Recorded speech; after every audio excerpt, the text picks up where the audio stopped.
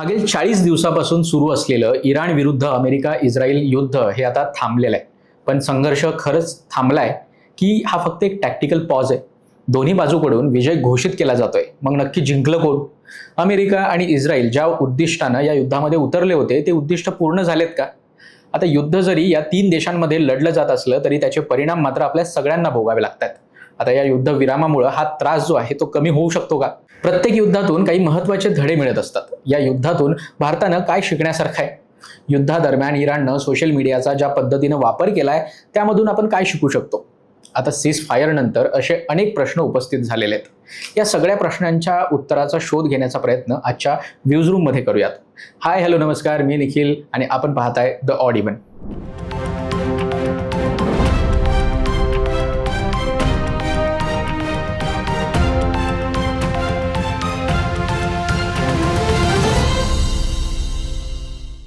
या सगळ्या प्रश्नांची उत्तरं शोधण्यासाठी मी Gokhale institute of political and इकॉनॉमिक्समध्ये जिओ पॉलिटिक्सचे प्राध्यापक संकल्प गुजर यांच्याशी चर्चा केली, त्यांच्यासोबत संवाद साधला. त्या सगळ्या संवादातून काय नक्की पुढे आले तेच आपण पाहूयात. गुजर सरांना मी जेव्हा विचारलं की सीजफायरच्या घोषणेनंतर आपल्या सगळ्यांना पडलेला सगळ्यात जो महत्त्वाचा प्रश्न होता तो म्हणजे की हे युद्ध खरंच संपलंय का, आणि त्यानंतर दुसरा महत्त्वाचा प्रश्न होता तो म्हणजे स्ट्रेट ऑफ हॉर्म्यूज आता पूर्णपणे खुलं झालंय का, तर याबद्दल ते काय म्हणालेत बघूयात. युद्ध सुरू झालं होतं 28 फेब्रुवारीला. आज आहे 8 एप्रिल. तर आज अशी बातमी आली की युद्ध सीज फायरच्या दिशेने गेलेलं आहे. सीज फायर म्हणजे युद्ध पूर्णतः थांबलेलं नाहीये. आता दोन्ही देशांनी एकमेकांशी लढायचं नाही काही काळासाठी असं ठरवलेलं आहे, आणि तो काळ त्यांनी ठरवलेला आहे 2 आठवड्यांचा. सो त्यामुळे ज्याला आपण म्हणूया युद्ध पूर्ण थांबलंय का, तर नाही, युद्ध 2 आठवड्यांसाठी थांबलेलं आहे. स्ट्रेट ऑफ हॉर्मुझ आम्ही सुरू ठेवू, ओपन करू असं इराणने म्हटलंय. पण असं करताना त्याच्यामध्ये त्यांनी एक अट घातली आहे की इराणच्या आर्म फोर्सेस बरोबर कोऑर्डिनेशन करून आम्ही ती ओपन ठेवू असं त्यांनी म्हटलेलं आहे. त्यामुळे असं म्हणूया की टेक्निकली ती ओपन होणार आहे, पण त्याच्यामध्ये इराणला काहीतरी भूमिका राहणार आहे. पण आता 2 आठवड्याच्या या पॉज मध्ये इराण त्या सामुद्रधुनीला हात लावण्याची शक्यता कमी आहे. जगातील जवळपास 20% तेल आणि गॅस याची वाहतूक जी आहे ती स्ट्रेट ऑफ हॉर्मुझ मधून होत असते. युद्ध सुरू झाल्यापासून या मार्गावर तणाव वाढलेला होता. इथं तणाव वाढला की जगातील बाजारामध्ये त्याचे लगेच परिणाम दिसायला लागतात. त्यामुळे हे युद्ध लवकरात लवकर थांबावं अशी सगळ्यांचीच इच्छा होती. 2 आठवड्यासाठी का होईना ती इच्छा पूर्ण झाली आहे, आणि याचा परिणाम लगेचच ऑइल मार्केटवर दिसायला लागलाय. तेलाच्या किमती आहेत त्या $100 प्रति बॅरेलच्या आतमध्ये आलेल्या आहेत. त्यामुळे काही काळासाठी का होईना युद्ध थांबल्याचे सकारात्मक परिणाम सध्या दिसत असल्याचं आपल्या समोर आहे. पण हे युद्ध नक्की कोणत्या अटी शर्तींवर थांबलंय, आणि या अटी शर्ती पूर्ण झाल्या नाही तर नक्की स्थिती कशी असेल, याबाबत बोलताना संकल्प गुजर यांनी काय म्हटलंय ते बघूयात. इराणने 10 मागण्या केलेल्या आहेत. त्या 10 मागण्यांच्या मध्ये अनेक वेगवेगळे मुद्दे आहेत. बेसिकली की आमच्यावरती पुन्हा हल्ला करू नये, आमचं जे नुकसान झालंय ते भरून द्यावं, अशा स्वरूपाच्या. तर त्यापैकी किती मागण्या मान्य होतील हे आपल्याला माहिती नाहीये. पण या 10 मागण्या इराणच्या आणि अमेरिकेच्या काही मागण्या होत्या. तर मग दोन्ही बाजूंना असं लक्षात आलंय की आता आपण पुरेसं युद्ध खेळून दमलेलो आहोत, तर थोडासा ब्रेक घ्यावा आणि ज्याला आपण म्हणूया की चर्चेने काही प्रश्न सुटतायत का ते बघावे. जर नाही सुटले तर पुन्हा युद्ध सुरू होऊ शकतं. या दोन्ही देशांमध्ये जे सीज फायर झाले ते बहुतेक वेळा एक औपचारिक करार नसतो, तर ह्या दोन्ही बाजूंमधला एक प्रकारचं अंडरस्टँडिंग असतं. त्यामुळं दोन्ही देशांपैकी कोणीही यातून माघार घेतली तर ते युद्ध पुन्हा भडकायला वेळ लागणार नाहीये. हेच आताच्या या स्थितीवरून दिसून येते. आता या युद्धात पाकिस्ताननं मध्यस्थ किंवा मेडिएटरची भूमिका बजावली आहे. त्यावरून त्याची बरीच चर्चा देखील होतीये. ते त्यांच्या परराष्ट्र धोरणासाठी देखील अतिशय महत्त्वाचं मानलं जात आहे. भारत या प्रदेशात ऊर्जा आणि व्यापाराच्या दृष्टीने एक महत्त्वाचा स्टेक होल्डर आहे. तरी देखील या प्रक्रियेमध्ये त्यांची भूमिका म्हणजे भारताची भूमिका फारशी दिसली नाहीये. भारत या प्रक्रियेपासून दूर का राहिलाय, आणि हे दूर राहणं म्हणजे भारताचं फॉरेन पॉलिसीचं अपयश आहे असं म्हणायचं का, किंवा या दृष्टीने त्याच्याकडे पाहायचं का? आणि यासोबतच पाकिस्तान आणि भारताच्या या भूमिकेबद्दल नक्की संकल्प गुजर यांना काय वाटतं ते बघूयात. भारत हा एकेकाळी अरब देश, इराण आणि इस्रायल या तिन्हीशी चांगले संबंध राखून असलेल्या फार निवडक देशांच्या पैकी एक होता. परंतु ह्या युद्धाच्या काहीच दिवस आधी पंतप्रधान इस्रायलच्या दौऱ्यावर गेले होते.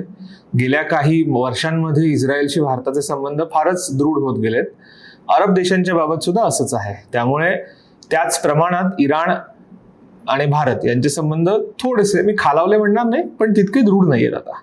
त्यामुळे अशा परिस्थितीमध्ये जेव्हा तुम्हाला मीडिएट करायचं असतं तेव्हा दोन्ही बाजूंना मान्य होईल अशा स्वरूपाचा मीडिएटर लागतो. तर भारताचे इराणशी असलेले संबंध तितकेसे चांगले नाहीत आणि अमेरिका आणि भारत गेल्या 1.5 वर्षांच्या मध्ये पुन्हा तणावाचे संबंध थोडेफार राहिलेले आहेत. तर त्यामुळे मग भारताला या दोन्ही देशांनी विचारणा केल्याची शक्यता पण खूप कमी आहे आणि भारताने सुद्धा याबाबत काही स्वतःहून फारसा उत्साह दाखवलेला नाहीये. आपले मुख्य मुद्दे हे याआधी येऊन गेले अनेकदा की ऊर्जा सुरक्षा, खतं, आपली निर्यात हे मुख्यतः मुद्दे आहेत. तर त्या दृष्टीने आपण काय करायचे ते प्रयत्न केले, पण युद्ध थांबवण्याच्या दृष्टीने भारताला कोणी विचारलं पण नाही आणि भारताने कधी फार उत्साह दाखवला नाही. गेल्या काही काळापासून भारत स्वतःला विश्वगुरू किंवा विश्वमित्र म्हणून प्रस्थापित करू पाहतोय. रशिया युक्रेन युद्ध सुरू झालं होतं तेव्हा देखील भारत कशा प्रकारे अमेरिका आणि रशिया दोन्ही देशांसोबत चांगले संबंध राखू नये यावरून देखील आपली बरीच प्रशंसा झाली होती. तेव्हा या भूमिकेला न्याय देण्यासाठी म्हणून तरी आपण या आत्ताच्या जे सध्या युद्ध सुरू आहे इस्रायल, अमेरिका आणि इराणच्या दरम्यान या युद्धामध्ये मध्यस्थ म्हणून भूमिका बजवायला हवी होती का? विश्वगुरू ही संज्ञा काही काळासाठी वापरली गेली आणि ती संज्ञा तुम्ही आता बघाल तर येत नाही. सरकारच्या स्तरावरनं मध्यंतरी त्यांनी आणखीन एक संज्ञा वापरायला सुरुवात केली ज्याला विश्वमित्र किंवा विश्वमित्र असं म्हणतात. तर विश्वगुरू या संज्ञेमुळे फार फायदा होत नाहीये असं लक्षात आल्यामुळेच ही विश्वमित्र ही संज्ञा पुढे आलेली आहे. त्यामुळे भारत अशा क्रायसिसमध्ये काय होतं, आपण बोलत काही असलो तरी आपल्यावरती त्याचा होणारा परिणाम किती जास्त गंभीर आहे आणि किती जास्त सिरियस आहे हे लक्षात घेऊनच पावलं टाकावी लागतात. त्यामुळे भारताने या क्रायसिसमध्ये आपले तेल, गॅस, खतं, ऊर्जा या संदर्भातले इंटरेस्ट जपणं याला प्राधान्य दिलेलं आहे आणि त्यामुळे मग मीडिएशनचाही प्रश्न येत नाही, भारताच्या इमेजचाही प्रश्न येत नाही. सीजफायर बद्दल बोलताना दोन्ही बाजूंकडून 2 वेगवेगळे स्टेटमेंट येत आहेत. पाकिस्तानचे पंतप्रधान शहबाज शरीफ आणि इस्रायलचे पंतप्रधान बेंजामिन नेतन्याहू यांच्यामध्ये लेबनॉनच्या मुद्द्यावरून विरोधाभास दिसतोय. या युद्धादरम्यान लेबनॉन आणि इस्रायल यांच्यात देखील जोरदार युद्ध सुरू झालं होतं. ते देखील युद्ध सीजफायर दरम्यान थांबवण्यात यावं अशी मागणी केली जात होती, पण इस्रायलला ती मागणी मान्य नसल्याचं दिसतंय. लेबनॉनबाबत नक्की या सीजफायर दरम्यान किंवा या संपूर्ण चर्चेदरम्यान काय ठरलंय किंवा या दोन्हीपैकी कोणाचं विधान क्रेडिबल म्हणायचं?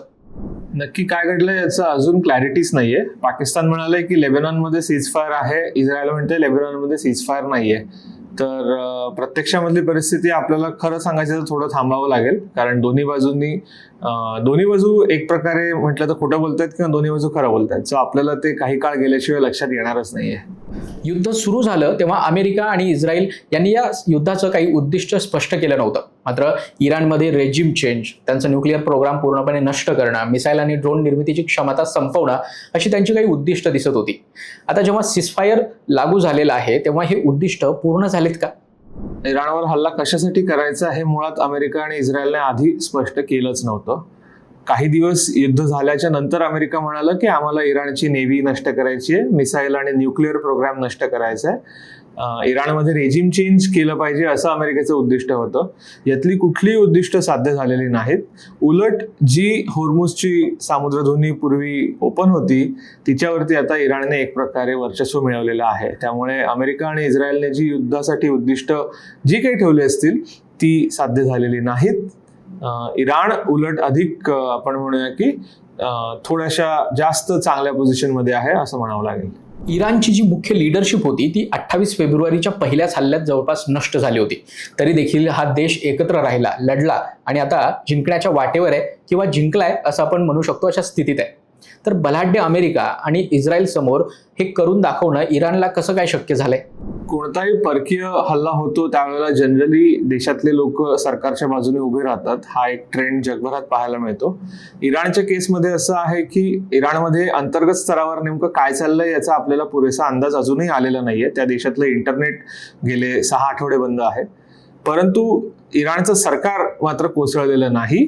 इराणचं सरकार इतके लोक मारले गेल्याच्या नंतर सुद्धा टिकून आहे आणि युद्धामध्ये ते सहभागी झालेले आहेत. युद्ध ते द्वेषाने लढत आहेत. याचा अर्थ असा आहे की इराणने अशा स्वरूपाचं काहीतरी होऊ शकतं आणि जर असं झालं तर त्याला प्रतिसाद काय असला पाहिजे याची तयारी केलेली होती आणि त्यामुळे इराणची सरकार लष्करी यंत्रणा अजूनही कोसळलेली नाहीये. उलट पाहायला गेलं तर अमेरिका आणि इस्रायल प्रत्येक टप्प्यावरती वेगवेगळ्या मोठ्या सिनियर अधिकाऱ्यांना मारतंय, पण तरी इराण अजून त्वेषाने लढतच आहे. कोणत्याही देशावर जेव्हा आक्रमण होतं तेव्हा कशा प्रकारे संपूर्ण देश एकत्र येतो याचंच इराणनं एक उदाहरण आपल्यासमोर दाखवून दिलेलं आहे. युद्धादरम्यान इराणकडे अमेरिकेवर मारा करू शकतील किंवा तेवढ्या लांबीची क्षेपणास्त्र नव्हती, त्यामुळं अमेरिका या युद्धामध्ये सेफ आहे असं वाटत होतं. मात्र इराणनं आखाती देशातील अमेरिकेच्या लष्करी तळांवर आणि गल्फ कोऑपरेशन काउन्सिलमधील अमेरिकेच्या मित्र देशांवर हल्ले करून इराणचा विरोध करून तुम्ही कोणीही सेफ राहू शकत नाही हाच संदेश दिलेला आहे. गल्फ कोऑपरेशन काउन्सिल देश हे पारंपरिकरित्या अमेरिकेवर अवलंबून होते. आता या देशांच्या सुरक्षेचं काय असा प्रश्न सगळ्यात महत्त्वाचा आहे तो पुढे येतोय. तर या युद्धादरम्यान आखाती देशांच्या सुरक्षा समीकरणांमध्ये किंवा हे युद्ध जेव्हा संपेल त्यामध्ये कशा प्रकारे बदल होऊ शकतो याबद्दल संकल्प गुर्जर काय म्हणतात ऐकूयात. GCCचे जे देश होते, अरब देश मुख्यतः Saudi Arabia, Qatar, Kuwait, UAE हे जे देश होते हे कायमच अमेरिकेवर अवलंबून होते. ह्या देशांचं मुख्य म्हणजे सामर्थ्य आहे त्यांच्या आर्थिक ताकदीमध्ये, की हे देश तेल, गॅस, फायनान्शियल सर्व्हिसेस याच्यामध्ये मोठ्या लेवलचे खेळाडू आहेत. त्यामुळे त्यांना कायमच एखादा असा अमेरिकेसारखा प्रोटेक्टर आवश्यक वाटतो. इराणने ह्या देशांवर हल्ले करून दोन गोष्टी दाखवल्या. एक म्हणजे तुम्ही आमच्या प्रदेशात राहताय तर तुम्ही स्वतःला कितीही म्हटलं अमेरिकेवर अवलंबून आहात तरी अमेरिका काही तुम्हाला वाचवू शकत नाही. आणि दुसरं म्हणजे की आम्ही आमच्या संरक्षणाचा प्रश्न आला तर आम्ही अख्ख्या जगाच्या अर्थव्यवस्थेला न खालावू आणि तसं करताना ह्या देशांना पण आम्ही टार्गेट करू. त्यामुळे ह्या आता सगळ्या GCCच्या देशांना हा प्रश्न आहे की अमेरिकेवर तर अवलंबून राहता येत नाही, मग करायचं काय. चीन काही फार प्रोटेक्शन देऊ शकत नाही, त्यांची इच्छा पण नाहीये. रशिया याआधी म्हटलं होतं तसं युक्रेनमधलं युद्ध संपवू शकत नाही, ते पण काही करू शकत नाही. त्यामुळे GCCच्या देशांना पुन्हा एकदा अमेरिकेकडे जाणं भाग आहे. याच्या जोडीने बघितलं असेल तर सौदी अरेबिया आणि युक्रेन यांच्यामध्ये एक मध्यंतरी अँटी ड्रोन टेक्नॉलॉजीच्या संदर्भातला करार झाला होता. तर असे काही काही उपाय आता ते करत सुटतील की जेणेकरून अमेरिका असली तरी इतर देश सुद्धा काही ना काही स्वरूपात त्यांना वापरता येतील. युद्धाच्या दरम्यान पाकिस्तान आणि सौदी अरेबिया यांच्यामध्ये एक सुरक्षा करार झाला होता. या करारानुसार सौदी अरेबिया याच्यावर जो हल्ला होईल तेव्हा पाकिस्तान मदतीला येईल अशी त्यांची एक भूमिका होती. पण इराणनं सौदीवर जे हल्ले केले त्याच्यानंतर पाकिस्तान त्यांच्या मदतीला आलेला दिसला नाही. उलट आता तोच पाकिस्तान मध्यस्थाच्या भूमिकेमध्ये दिसतोय. हे पाकिस्तानला कसं जमलंय आणि हे त्यांच्या फॉरेन पॉलिसीचं एक यश म्हणायचं का? नाही, असं असतं की प्रत्येक देशाची काहीतरी एक फॉरेन पॉलिसी असते. सो पाकिस्तानच्या बाबत म्हणायला गेलं तर आता पाकिस्तान अशा पोझिशनमध्ये आहे की इराण आणि अमेरिका दोन्हीच्या संदर्भात ते मीडिएशन करू शकतात. पण दुसरी बाजू ही पण आहे की पाकिस्तानला अफगाणिस्तान आणि भारताबरोबर मात्र काही करता येत नाहीये. गेल्या 1.5 वर्षात बघायला गेलं तर त्यांचे या दोन्ही देशांबरोबरचे संबंध खालावलेले आहेत. त्यामुळे एकच एक मुद्दा घेऊन बघितलं तर फॉरेन पॉलिसीचं यश किंवा अपयश असं आपल्याला मूल्यमापन करता येणं योग्य नाहीये. आपण त्याच्याकडे होलिस्टिक दृष्ट्या बघायला गेलो तर चित्र थोडं कॉम्प्लिकेटेड दिसतं. सौदी आणि पाकिस्तान यांच्यामध्ये जो डिफेन्स करार झालेला आहे तर त्याच्यामध्ये गंमत अशी आहे की दोन्ही बाजूंना एकमेकांच्या आधाराची गरज आहे पण आणि नाही पण. त्यामुळे पाकिस्तानने सौदीला किती म्हटलं की आम्ही मदतीला येऊ तरी प्रत्यक्षात पाकिस्तान गेलेला नाहीये मदतीला. आणि त्याचं एक कारण हे पण आहे असं म्हटलं जातं की पाकिस्तानला मुळात त्या संदर्भात सौदीला मदत करायची इच्छाच नाहीये. आणि हे युद्ध लवकरात लवकर संपावं याच्यासाठी जी कारणं दिली जातात त्यातलं एक कारण हे पण दिलं जातं की जर युद्ध लांबलं असतं तर कदाचित सौदीने पाकिस्तानला सांगितलं असतं की तुम्ही आमच्यावर पण मदतीला या. जगातील प्रत्येक युद्ध काही ना काही धडे देत असतं. या युद्धाने देखील आपल्याला अनेक धडे दिलेले आहेत. तर भारताला या युद्धामध्ये नक्की काय शिकायला मिळालं? भारताने या युद्धातून ऊर्जा सुरक्षा आणि लष्करी रणनीतीबाबत नक्की कुठला धडा घ्यायला हवा? पहिला धडा असा आहे की कोणत्याही एका देशावर आणि कोणत्याही एका प्रदेशावर कोणत्याही कमॉडिटीसाठी अवलंबून राहणं योग्य नाहीये. म्हणजे मग असं आहे की तुम्हाला जर का तेल आयात करायचंय तर ते जगातल्या जितक्या जास्त देशांकडनं आयात करता येणं शक्य आहे तेवढ्या देशांच्याकडनं आयात करणं. तुम्हाला जर का गॅस आयात करायचा आहे तर पुन्हा तशाच प्रकारे करणं. दुसरं म्हणजे तुम्हाला तुमच्या देशांतर्गत स्तरावर एक रेझिलियन्स तयार होणं यासाठी साठे आवश्यक आहेत आणि ते स्ट्रॅटेजिक रिझर्व्ह ज्याला म्हटलं जातं अशा स्वरूपाचे साठे असले पाहिजेत.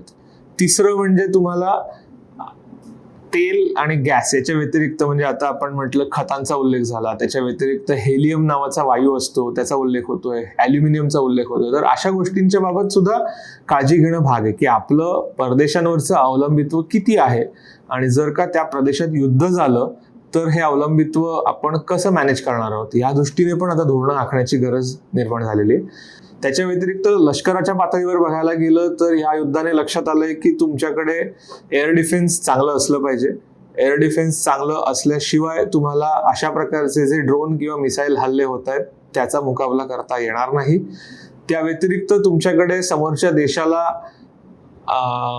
निकामी होईल त्यांच्या सिस्टम्स अशा पद्धतीचे हल्ले सुद्धा करता आले पाहिजेत. म्हणजे मग त्यासाठी सुद्धा तुम्हाला तुमची ड्रोन आणि मिसाईल केपेबिलिटी वाढवणं आवश्यक आहे. आणि या सगळ्याच्या बरोबरीने तुम्हाला एक कायमच तयारीच्या परिस्थितीत राहणं भाग आहे. कारण आत्ताच्या या ड्रोन आणि मिसाईल हल्ल्यांची गंमत अशी आहे की याच्यामध्ये जो पहिले हल्ला करतोय त्याला जास्त फायदा मिळतोय. त्यामुळे जर आपल्या शत्रूंनी असा काहीतरी धडा घेतला असेल तर त्यामुळे आपल्याला त्याचा मुकाबला करण्यासाठी सुद्धा नेहमीच तयार राहावं लागणार आहे. आधुनिक युद्धांमध्ये माहिती आणि प्रोपोगंडा हे देखील एक शस्त्र बनलेलं आहे. युद्धाच्या काळामध्ये इराणनं सोशल मीडियाचा ज्या प्रभावीपणे वापर केला, तो वापर करून ज्या प्रकारे नरेटिव्ह कंट्रोल करण्याचा प्रयत्न केला, त्याच इराणच्या या नरेटिव्ह वॉरफेअरमधून नक्की भारत काय शिकू शकतो? नाही, नॅरेटिव्हचं युद्ध खेळलं जात आहे आणि ते केवळ प्रत्यक्षातलं युद्ध चालू आहे तेव्हाच खेळलं जात आहे असं नाहीये. तर ते सतत चालू असणारं एक प्रकारचं युद्ध आहे आणि त्यासाठी तुम्हाला 2-3 गोष्टी लागतात. एक म्हणजे तुमच्याकडे मुळात तुमचा नॅरेटिव्ह काहीतरी चांगला आहे हे तुम्हाला कन्व्हिन्स झालेलं असावं लागतं. दुसरं म्हणजे तो प्रभावी पद्धतीने कसा मांडायचा ह्यासाठी तुमच्याकडे प्रोफेशनल्स लागतात. केवळ तुमच्याकडे एखादी गोष्ट सांगायची आहे म्हणून ती टिपिकल सरकारी पद्धतीने सांगायला गेलो तर ते होत नाही. आणि तिसरं असं आहे की एकूण तुम्हाला जगामध्ये बदलती परिस्थिती काय आहे ह्यानुसार नॅरेटिव्ह सुद्धा कसा बदलायचा आणि कोणत्या देशामध्ये आपल्याला तो नॅरेटिव्ह पोहोचवायचा आहे त्याचा अभ्यास करून ते टार्गेटेड नॅरेटिव्ह टाकणं हे सुद्धा आपल्याकडे असलं पाहिजे. तर त्यामुळे ह्या युद्धामध्ये सुद्धा हे लक्षात आलेलं आहे की नॅरेटिव्हचं युद्ध खेळलं जातंय आणि त्यासाठी तुम्हाला कायमच तयार राहावं लागणार आहे. अगेन मगाशी म्हटलं तसं की हे सतत चालणारं युद्ध आहे. त्यामुळे भारताला ते धडे नेहमीच लक्षात ठेवायला लागतील. पश्चिम आशियात सुरू असलेलं हे युद्ध एक महत्त्वाचा धडा देतं. ते म्हणजे आजच्या काळामध्ये युद्ध केवळ युद्धभूमीमध्ये लढलं जात नाही, तर ते अर्थव्यवस्था, ऊर्जा, माहिती, डिप्लोमसी या सगळ्या स्तरांवर एक साथ लढलं जात आहे. सध्या सिसफायर जरी झालं असलं या सगळ्या देशांमध्ये तरी देखील हा तणाव जो आहे तो पूर्णपणे निवळलेला नाहीये. या सगळ्या गुंतागुंतीच्या घडामोडींवर संकल्प सरांनी अतिशय सोप्या पद्धतीनं ज्या प्रकारे प्रकाश टाकलेला आहे त्याबद्दल सरांचे खूप खूप आभार. न्यूजरूममध्ये आज आपण इथेच थांबूयात. ही चर्चा आपल्याला कशी वाटली आम्हाला नक्की कळवा आणि अशाच प्रकारच्या विश्लेषणासाठी द ऑडिओ 1ला सबस्क्राईब करायला विसरू नका. धन्यवाद.